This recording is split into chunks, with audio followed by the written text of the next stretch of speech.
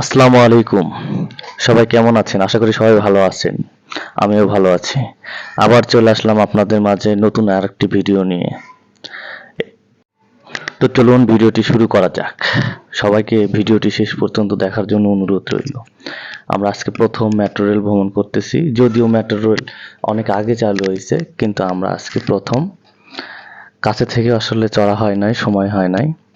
তো আমরা দিয়াবাড়ি থেকে উত্তরা যাব। আমরা এই যে যাওয়ার জন্য স্টেশনে যাচ্ছি। স্টেশন অনেক সুন্দর, পরিষ্কার পরিচ্ছন্ন। এটা হলো দিয়াবাড়ি, উত্তরা দিয়াবাড়ি। আমরা এখান থেকে মিরপুর যাওয়ার জন্য প্রস্তুতি নিছি। এই যে রাস্তা। এখন টিকিট কাটার জন্য আসলে সিরিয়াল দিছি।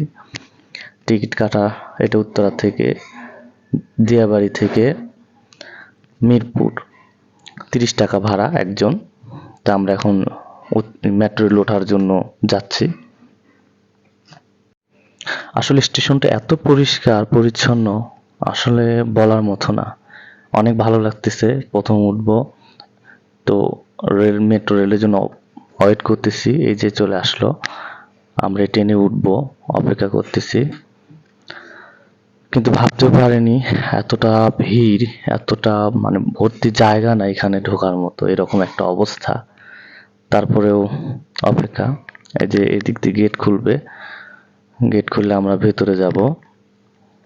ভেতরে গিয়ে ট্রেনটি থামলো, থামলে গেটটি খুলে যাবে। এই যে আমরা যাওয়ার জন্য লাইন ধরছি, অবশ্যই লাইন ধরতে হবে, উঠতে হবে, নামতে দিতে হবে। তারপর আমরা উঠলাম।